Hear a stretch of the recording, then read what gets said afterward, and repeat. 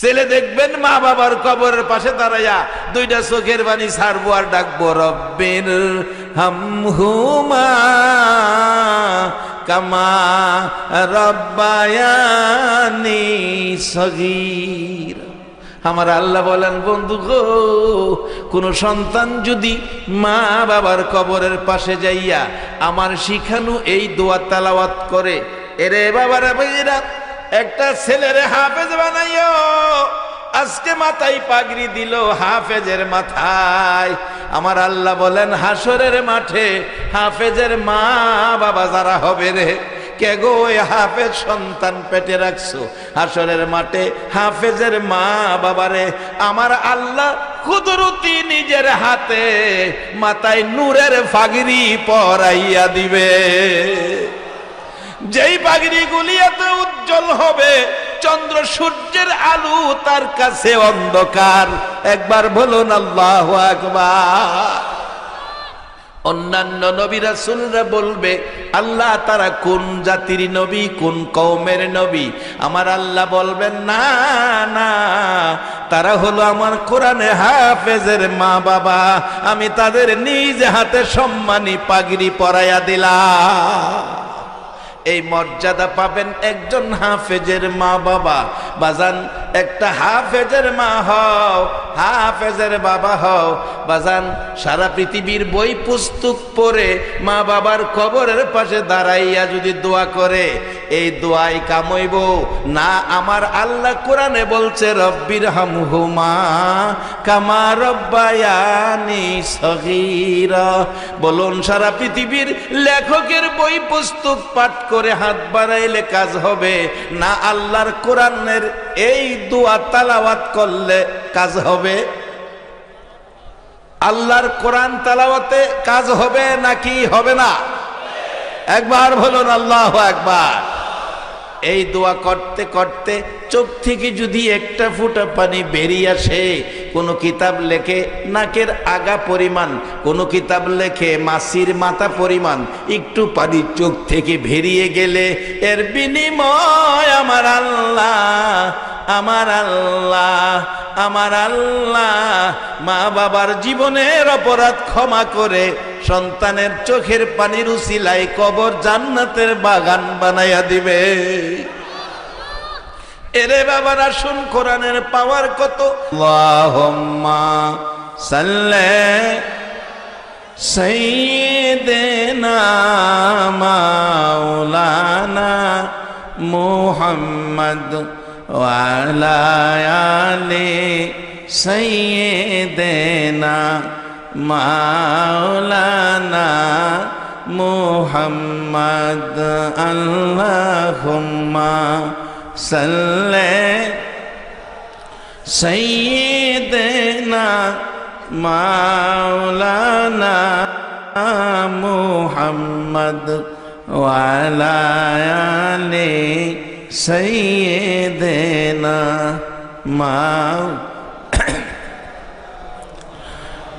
নবীর মায়া ছেড়ে মানুষ কোথায় আছো বুঝি না, তোমার মায়ায় কান্দে নবী, তোমার মায়ায় কান্দে নবী, শুয়ে সোনার মদিনা। আল্লাহুম্মা সাল্লি সাইয়্যিদিনা মাওলানা মুহাম্মদ ওয়া আলা আলি সাইয়্যিদিনা মাওলানা মুহাম্মদ। বালাগাল উলা বিকামালিহি কাশাফাদ দুজা বিজামালিহি আসনাতে জামিউ খিসালিহি সাল্লু আলাইহি। বাজান, এমন এক কোরআন যার মধ্যে কোনো সন্দেশবা নাই, আবার হেফাজতের দায়িত্ব নিছেন আল্লাহর কাছে। হিন্দু বেটা গান গায়, পাকিস্তানের জিয়া মল্ল অ্যাক্সিডেন্টে ভাই বিমান পুড়ে ছাই হলো, কোরআন পুড়ে নাই। হিন্দু বেটার গান। আর সেই কোরআনের ক্ষমতা কত! আসুন একটুখানি আমরা মালদ্বীপে যাই। আমি মালদ্বীপ মাহফিল করতে গিয়েছি, চারদিকে দ্বীপ। রাজধানী শহর মালদ্বীপের রাজধানী শহরটা পায়ে হাঁটলে ৪৫ মিনিটে সারা শহর হাঁটা যায়।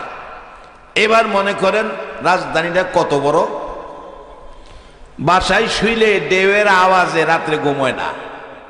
সাগরের ঢেউ ৩০-৩৫ ফুট উঁচা হইয়া ঢেউ আসে সাধারণ পরিবেশে। আর যদি এরকম ঘূর্ণিঝড় বুলবুল আইয়ে, তাইলে জানি কি অবস্থা হয়। এই দ্বীপে যে মানুষগুলি বসবাস করতেন, ইতিহাস লেখে এই দ্বীপের উপর একটা অত্যাচার করত দেওদানবরা। একটা বাণিজ্যিক জাহাজ সাগর দিয়া যাচ্ছে, ঘূর্ণিঝড়ের কবলে ধ্বংস হয়ে গেছে, সবগুলো মানুষ মারা গেছে, শুধু একজন হাফেজে কোরআন বেঁচে গেছে। আজকে যাদের মাথায় পাগড়ি দিয়েছে আপনারা তাকিয়ে দেখছেন, আল্লাহ হাসরের দিন আজকের এই অনুষ্ঠান উসিলা করে হাসরে আমাদের কোরআনের বরকত দিয়ে আল্লাহ মাফ করে দিতে পারে। বাজান দুনিয়াতেও দেখবেন বাস্তবে এক জামাইয়ের পিছে পিছে 500 মেহমান অনেক সময় খায় না। আজকে 60 জন জামাইয়ের পিছনে আমরা যারা, আমরাও হাসরের দিনে মর্যাদা পাইতে পারি, আল্লাহ পাক দিতে পারে। এই ক্ষমতা আমার আল্লাহর আছে।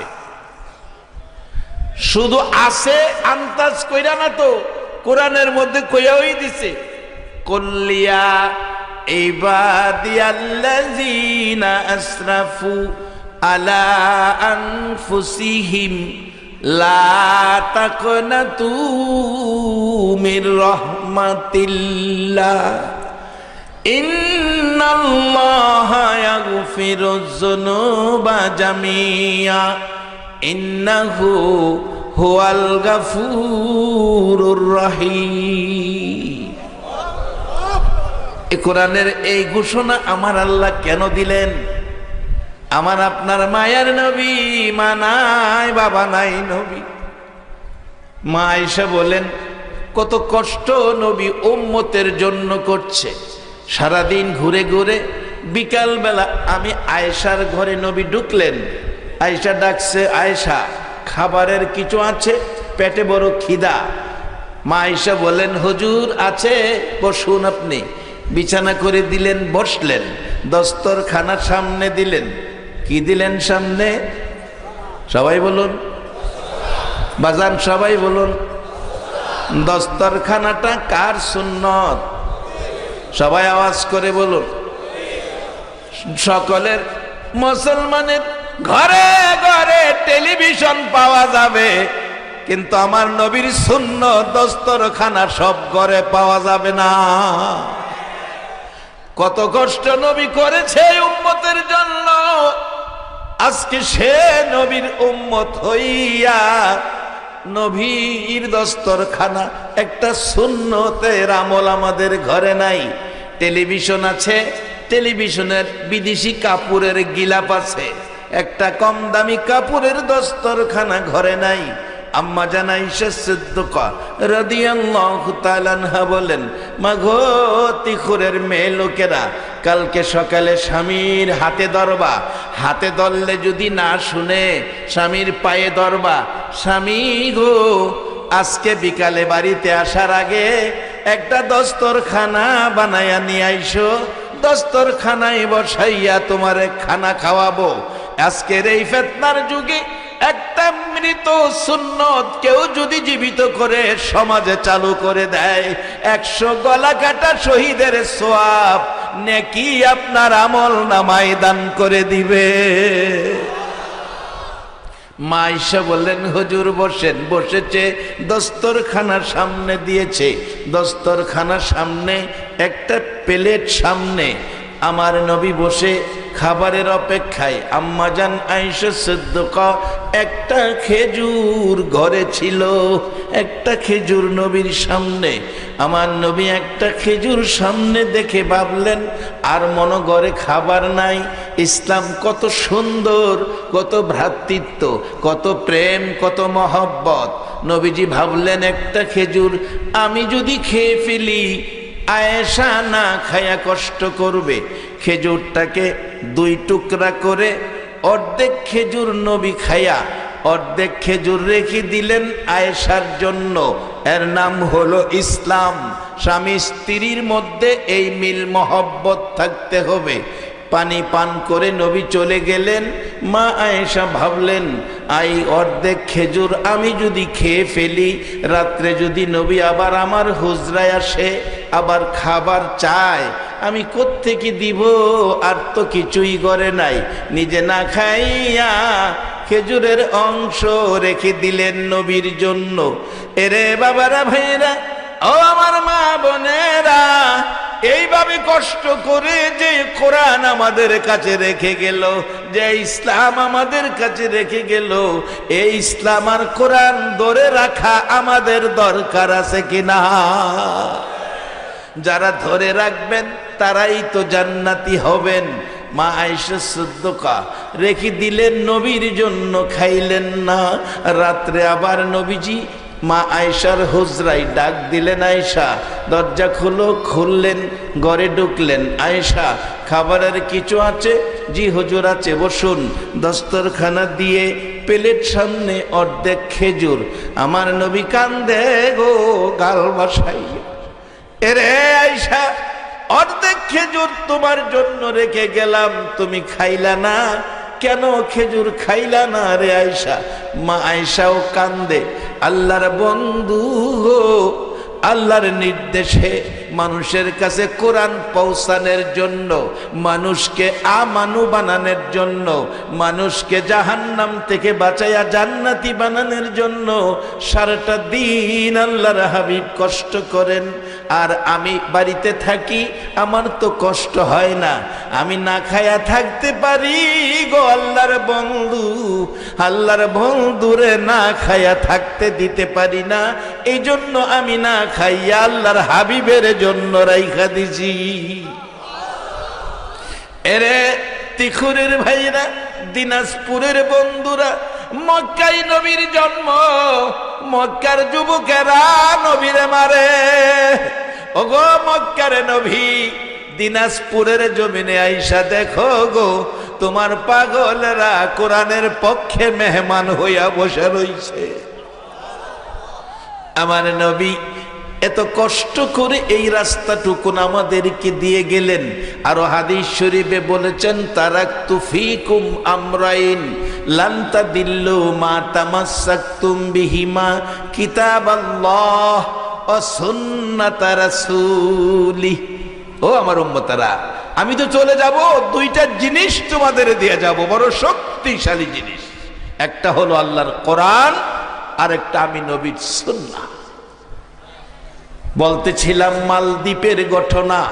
চারদিকে সাগর, ছোট্ট একটা দ্বীপ, পাশে আরেকটা দ্বীপে এয়ারফুট থেকে নাইমা মাহফিল ধরব সময় হয়ে গেছে।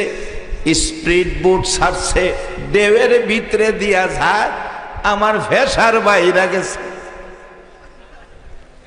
খালি ভারী না হয় দেশের লোকের, ড্রাইভারের হাতে ধরতাম, বাট আসতে যাস না, ঢেউয়ের পানির ভিতরে দাঁড়িয়েছে স্পিড বোট।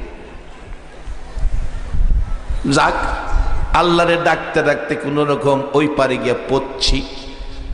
যাইয়া দেখি লোকজন বৈশা রয়েছে, প্রস্রাব করার সুযোগও দিচ্ছে না, স্টেজে লয়ে গেছে।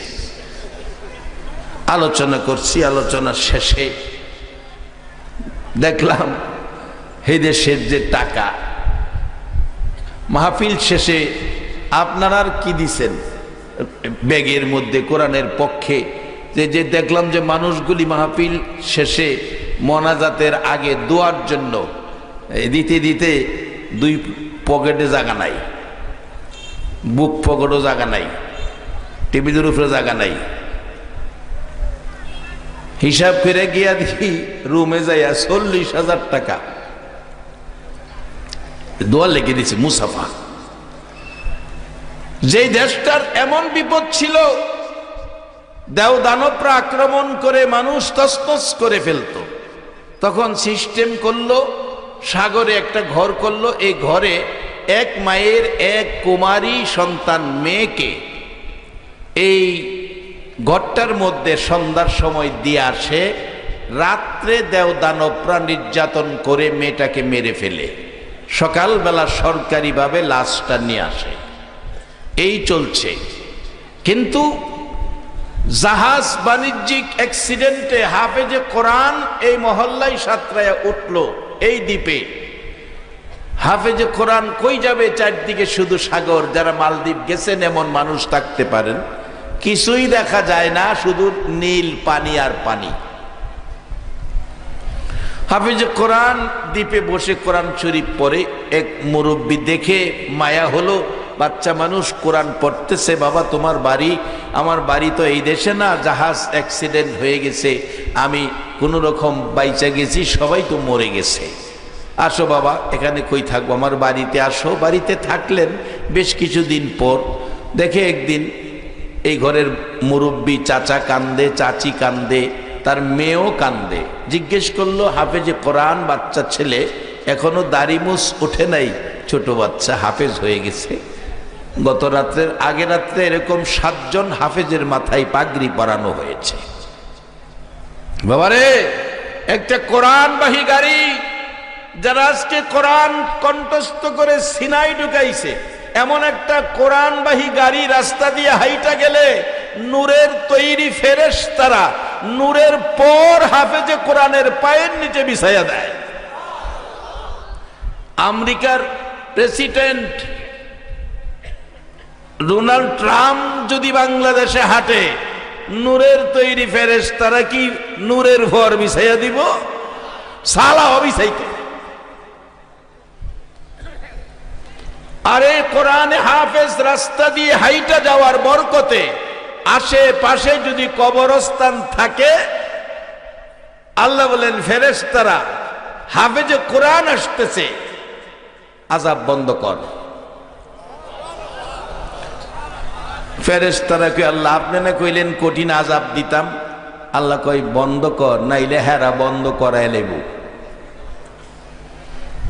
কারণ হেরা ছোট সময় কেমনে কবরের আযাব বন্ধ করান লাগে, হেরা হেই কায়দা শিখছে। কায়দা হেফজখানায় ভর্তি হইবার আগে মক্তবে কায়দা পড়া না বাজান। আর কোন নবীর উম্মতের কায়দা নাই, আখিরি নবীর উম্মতের কায়দা আছে। একবার বলুন আল্লাহু আকবার। আরে কায়দা জানলে অনেক কিছু করা যায়। হাদিস শরীফে আছে, হাসরের দিন আল্লাহ বিচারের কোর্ট বসায়া বিচার শুরু করবেন। সিরিয়ালে আখিরি নবীর উম্মত খাতাপত্র কাগজপত্র দিবে ফেরেশতারা। আল্লাহ দেখে কইব, তোমার তো এই পৃষ্ঠায় যা দেখলাম সব গুনাহ, 80 বছর বয়সে যা আছে সব গুনাহ। নেকির পৃষ্ঠা দেখি, এই পৃষ্ঠার তো কিছু নাই, খালি। এই ফেরেশতারা হেরে জাহান্নামে নিয়ে যাও। 2 ফেরেশতা ধরে কিতাবে লেখে, হাদিস শরীফের মধ্যে 2 ফেরেশতা ধরে জাহান্নামে নিতে থাকবো। যখন দেখবো রাস্তাঘাট ভালো না, আমারে কই নিতাছস? ফেরেশতারা কেউ হুনো নাই কি কইছে? আল্লাহ জাহান্নামে নিতে কইছে। আমি যে আখিরি নবীর উম্মত, তোরা জানোস না? তা আমরা রে কইলে কি লাভ হইব? আল্লাহই তো কইছে জাহান্নামে নিতাম। কয় না আমি জাহান্নামে যাইতাম না, হাসরের দিন কইব। ধাক্কাধাক্কি লাগাই দিব ফেরেশতাদের সাথে। ফেরেশতারা কেউ এমন বেজুইত্যা বান্দা তোর পাইছি না। আল্লাহ কেউ কি ব্যাপার? আল্লাহ এটা কি দিলেন? এটা তো জাহান্নামে নিতাম, পাই না, জাহান্নামে যাইতো না। হ্যাঁ না করে, কারণ কি? কি কমু? এই বলে আখিরি নবীর উম্মত। আল্লাহ ডাক দিবে দিগায়, কি আল্লাহ আপনি কি আমার জাহান্নামে যাবে লেগে কইছেন? কাহা আমি যে আখিরি নবীর উম্মত। কথা আখিরি নবীর উম্মত, তুমি তো গুনাহ করছো, গুনাহ আছে বিদায় জাহান্নামে যাওয়ার নির্দেশ দিছি। এই লোকটা কইব, আল্লাহ আমার গুনাহ আছে, এই খবরে আমারে জাহান্নামও দিছেন, আমনের মধ্যে কি আছে এই খবর গেলাম আমি জানি। আল্লাহ কইব, আমার মধ্যে কি আছে তুই কি খবর জানোস? আল্লাহ আমরা দুনিয়া থেকে শুনছি তোমার নামের মধ্যে বলে রহমান আর রহিম আছে। মাবুদ রে, তুই রহমান আর রহিম তোর নামে থাকতে আমারে কেমনে কইলে জাহান্নামও যাইতাম? আমার আল্লাহ বলবেন, বান্দারে রহমান রহিম নামের শব্দ আমারে শোনাইলি, রহমান রহিম নামের প্রেম সাগরে ঢেউ উঠে গেছে। বান্দারে তোর সব জীবনের গুনাহ মাফ করে দিলাম, রহমান রহিম নামের উচ্চারণের বিনিময় জান্নাত দিয়ে দিলাম। কায়দা জানে, কায়দা। বসেন বাজান, নিজে যদি নাও জানেন একটা ছেলেরে হাফেজ বানায়েন। ছেলে দেখবেন মা বাবার কবরের পাশে দাঁড়াইয়া দুইটা চোখের পানি ছাড়বো আর ডাকবো, রব্বির হামহুমা কামা রব্বায়ানি সগীর। আমার আল্লাহ বলেন, বন্ধু গো, কোন সন্তান যদি মা বাবার কবরের পাশে যাইয়া আমার শিখানো এই দোয়া তেলাওয়াত করে, এরে বাবারা ভাইরা একটা ছেলেরে হাফেজ বানাইও। আজকে মাথায় পাগড়ি দিল হাফেজের মাথায়। আমার আল্লাহ বলেন, হাসরের মাঠে হাফেজের মা বাবা যারা হবে রে, কে গো ওই হাফেজ সন্তান পেটে রাখছো, হাসরের মাঠে হাফেজের মা বাবারে আমার আল্লাহ কুদরতি নিজের হাতে মাথায় নূরের পাগড়ি পরাইয়া দিবে। যেই পাগড়ি গুলি এত উজ্জ্বল হবে, চন্দ্র সূর্যের আলো তার কাছে অন্ধকার। একবার বলুন আল্লাহু আকবার। অন্যান্য নবী রাসূলরা বলবে, আল্লাহ তারা কোন জাতির নবী, কোন কওমের নবী? আমার আল্লাহ বলবেন, না না, তারা হলো আমার কোরআনে হাফেজের মা বাবা। আমি তাদের নিজ হাতে সম্মানী পাগড়ি পরাইয়া দিলাম। এই মর্যাদা পাবেন একজন হাফেজের মা বাবা। বাজান, একটা হাফেজের মা হও, হাফেজের বাবা হও। বাজান, সারা পৃথিবীর বই পুস্তক পড়ে মা বাবার কবরের পাশে দাঁড়াইয়া যদি দোয়া করে, এই দোয়াই কামইব না? আমার আল্লাহ কোরআনে বলছে, রব্বির হামহুমা কামা রব্বায়ানি সগীরা। বলুন, সারা পৃথিবীর লেখকের বই পুস্তক পাঠ করে হাত বাড়াইলে কাজ হবে না আল্লাহর কোরআনের এই দোয়া তেলাওয়াত করলে কাজ হবে? আল্লাহর কোরআন তেলাওয়াতে কাজ হবে নাকি হবে না? একবার বলুন আল্লাহু আকবার। এই দোয়া করতে করতে চোখ থেকে যদি একটা ফোঁটা পানি বেরিয়ে আসে, কোন কিতাব লেখে নাকের আগা পরিমাণ, কোন কিতাব লেখে মাছির মাথা পরিমাণ একটু পানি চোখ থেকে বেরিয়ে গেলে, এর বিনিময় আমার আল্লাহ, আমার আল্লাহ, আমার আল্লাহ মা বাবার জীবনের অপরাধ ক্ষমা করে সন্তানের চোখের পানির উসিলায় কবর জান্নাতের বাগান বানাইয়া দিবে। এরে বাবারা, শুন কোরআনের পাওয়ার কত, ক্ষমতা কত। বাস্তবে বলেছিলাম মালদ্বীপের অবস্থা। মালদ্বীপের নাম তো মালদ্বীপ ছিল না, শুধু দ্বীপ ছিল। এই দ্বীপে বসবাস করতেন যারা, এই দ্বীপে বসবাস করতেন যারা, তাদের জীবনীর মধ্যে এই ঘটনাটা আছে। এবার হাফেজে কোরআন বলতেছে, চাচা কেন কান্দেন? কো বাবা, আমার মেয়েটাকে 2 দিন পরে ওই ঘরটার মধ্যে দিয়ে আসতে হবে, আমার একটা মেয়ে মাত্র, মেয়েটাকে রাত্রে মেরে ফেলবে, এই ব্যথায় কান্দি। কেন? কারণ কি? এক জাতীয় শত্রুরা এসে আক্রমণ করে সাগর থেকে এইভাবে একটা মেয়ে বৎসরে দিতে হয় আমাদের দ্বীপ বাঁচানোর জন্য। হাফেজে কোরআন হাফেজ আব্দুল মাল তার নাম ছিল, হাফেজ আব্দুল মাল। হাফেজ আব্দুল মাল বাচ্চা ছেলে বললেন, চাচা এবার আপনার মেয়েকে দিয়েন না, এই ঘরের মধ্যে আমি হাফেজ আব্দুল মালকে দিয়ে আসেন, আমি দেখি কে আছে এত শক্তিশালী, আমি আল্লাহর কোরআন দিয়ে মোকাবেলা করব। নারে তাকবীর! কোরআন আছে যেখানে বাজান, কোরআন ছাড়া ওয়া কবর যায়েন না, কোরআন লইয়া কবর যায়েন। হাফেজ আব্দুল মাল বলেন, চাচা ভয় পায়েন না, আপনার মেয়ের দিয়েন না, আমারে দিবেন। ওই দ্বীপের মুরব্বী বলেন, বাবা পুরুষ দিলে হবে না, মেয়ে দিতে হবে। চাচা সমস্যা নাই, আপনার মেয়ের সকল পোশাকগুলো আমাকে পরাবেন, দাড়ি মুছ উঠে নাই, মেয়ের মতোই দেখা যাবে, আমাকে মেয়ের পোশাকগুলো পরাবেন, কাউরে বইলেন না, মেয়ের মতো সাজাবেন, আমাকে ঘরে দিয়ে আসবেন। ঠিক আছে বাবা, কাউরে বলবো না। মেয়েটাকে লুকাইয়া রাখলো। এ হাফেজ কোরআন হাফেজ আব্দুল মাল, হাফেজ আব্দুল মাল, কে গো সে কোরআনে হাফেজের বাবা হয়েছ? কে হাফেজের কোরআনের মা হয়েছ? ধন্য জীবন গোতার একটা হাফেজের বাবা যা। আজকে সেই ভাগ্যবান ব্যক্তিকে কি করে কোরআনের ক্ষমতা হাফেজ আব্দুল মালকে সন্ধ্যার সময় এইভাবে মেয়ের পোশাক পরাইয়া সাজাইয়া ওই ঘরের মধ্যে সাগরে রেখে আসছে। দেওদানবরা যেই সময় আক্রমণ করবে সেই সময় তারা আসতেছে আনন্দ উল্লাস হই হাল্লা করে। হাফেজ আব্দুল মাল আল্লাহর কোরআন তালাওয়াত শুরু করে দিয়েছে। কোরআনের ধাক্কা তাদের গায়ে লাগে, তারা কাছে আসতে চায় কিন্তু কোরআনের ধাক্কায় আসতে পারতেছে না।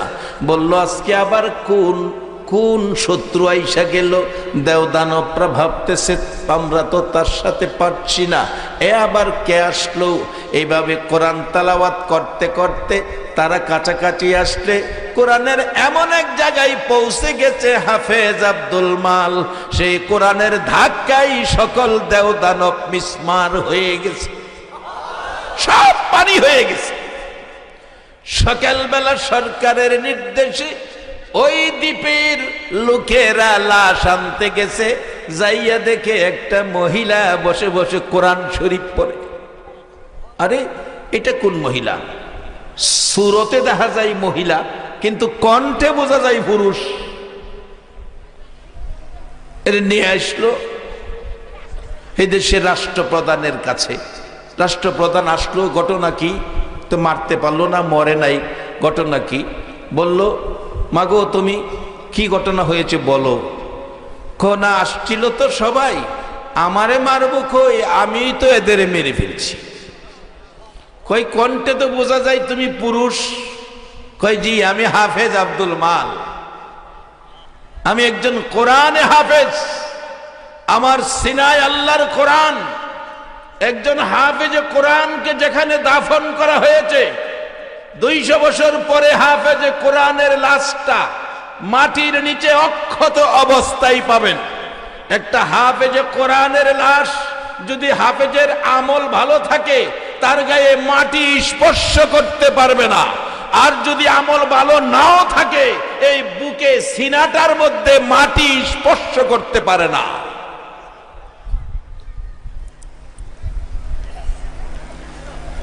ও মুসলমান, আমাদের অবস্থান কোথায়? নবী কি আমাদেরকে দিয়ে গেল? ভারতের উত্তরপ্রদেশ, জায়গাটার নাম শফিপুর। এক লোকের লাশ মাটির উপরে, উনি বলছিলেন আমার মৃত্যুর পরে আমাকে গোসল দিয়ে কাফন পরাইয়া জানাজা শেষে মাটির উপরে রাইখা দিবি, মাটির নিচে দিস না। আশপড়শিরা কয় আপনারে মাটির উপরে রাখলে পচে গলে দুর্গন্ধ হবে না? দুর্গন্ধ হবে সেটা আমি বুঝবো, তারা আমার কথা মতো কাজ করবে, মাটির উপরে রাইখা দিবি। ও আখিরি নবীর উম্মত, আপনার পাওয়ার কত, ক্ষমতা কত! এই কোরআনের মধ্যে আল্লাহ নিজে বলেছে কুনতুম খায়রা উম্মাতিন উখরিজাত লিন-নাস। একবার বলুন আল্লাহু আকবার। ভারতের উত্তরপ্রদেশ, জায়গাটার নাম শফিপুর, নিজের চোখে দেখে আসছি।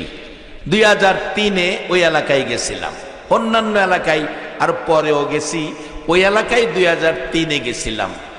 বললাম যে ঘটনা শুনছি, ঘটনা কি সত্য?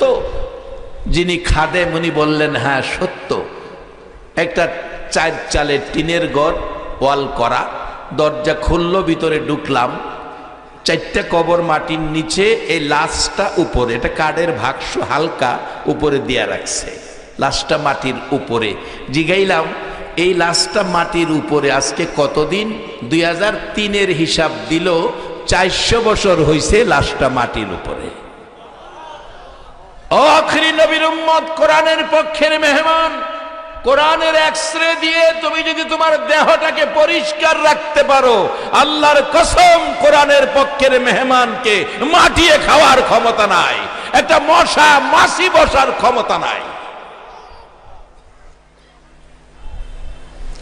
বাবারা, ভাইয়েরা, ও মা বোনেরা, আগেকার দিনের মা চাচিরা ফজরের নামাজ পড়ে সূরা ইয়াসিন, সূরা রহমান পড়ে রান্না করে গেছে। অহংকার দিনের মা চাচিরা কোরআন পড়ে না। যতদিন কোরআন ঘরে না আসবে আর শান্তির আশা করতে পারো না। বাবারা শুন, কোরআনের অবস্থান দেখি, মালদ্বীপের অবস্থা, মালদ্বীপের অবস্থা। হাফেজ আব্দুল মাল বললেন, আমি একজন কোরআনে হাফেজ, আমি মেয়ের সুরত ধরে ওই ঘরে ছিলাম, দেওদানব আসতেছিল, আমি আল্লাহর কোরআন তেলাওয়াত করতেছি, কোরআনের ডাকাই রে দ্বীপের লোকেরা, তোমাদের ক্ষতি করত যারা সব মরে গেছে, পানি হয়ে গেছে, আর কোনো ক্ষতির ভয় নাই, তাই নাকি? তাহলে তুমি এবারও থাকো, আমরা প্রমাণ করব আগামী বছর। এই দিনে হাফেজ আব্দুল মালকে আবারও মেয়ের পোশাক পরাইয়া ঘরে দিলেন, সারা রাত বসে আছে, কোরআন পড়লেন, কোনো ক্ষয়ক্ষতি হলো না। সকালবেলা অক্ষত অবস্থায় হাফেজ আব্দুল মালকে নিয়ে আসলেন ওই দ্বীপের রাষ্ট্রপ্রধান, তার মন্ত্রী পরিষদ সহ, জনগণ সহ, ছোট্ট রাষ্ট্র, সবাইকে ডাকলেন, ডাইকা বললেন, বলো হাফেজ আব্দুল মাল ঘটনা কি? ঘটনা হলো আল্লাহর কোরআন, আমি মুসলমান, মুসলমানের শক্তি আল্লাহর কোরআন, আমার নবী খায়া না খায়া গো 63 বছর জিন্দিগি কষ্ট করে সেই কোরআন আমাদেরকে দিয়ে গেছে। সেই কোরআনের পক্ষে যারা থাকবে এই শক্তি তাদের থাকবে, সেই কোরআনের শক্তিতে শত্রু ধ্বংস করে দিয়েছি। রাষ্ট্রের প্রধান বলছেন, তাহলে আর দেরি করতে রাজি না। এরে দ্বীপের লোকেরা, আয় তোরা আমার পাশে আয়, আমরা হাফেজ আব্দুল মালের হাত ধরে সবাই কালিমা পড়ে কোরআনের পক্ষে চলে গেলাম। ওই দিন থেকে ওই দ্বীপের নাম রাখা হলো মালদ্বীপ। হাফেজ আব্দুল মালের নামে দ্বীপের নাম মালদ্বীপ। সেই কোরআন বলুন, একটা অক্ষর কি বেশ কম হয়েছে? আল্লাহ নিজে বলছে, ইন্না নাহনু নাযালনা যিকরা ওয়া ইন্না লাহু লাহাফিজুন। কোরআন অবতীর্ণ করেছি আমি, হেফাজত করব আমি। কাকে দিয়ে? কোরআনে হাফেজদেরকে দিয়ে। একজন হাফেজের মর্যাদা, দাম, ইজ্জত অনেক বেশি, কোরআনের পক্ষের মেহমানের দাম অনেক বেশি। বাবারা, ভাইয়েরা, এই কোরআন যারা জানে তারা মার কবরের পাশে যায় কান্দে, আর কোরআন যারা জানে না, বাবা এত উচ্চ শিক্ষিত বানাইলেন, কানাডা সেটেল হয়ে গেছে ছেলে,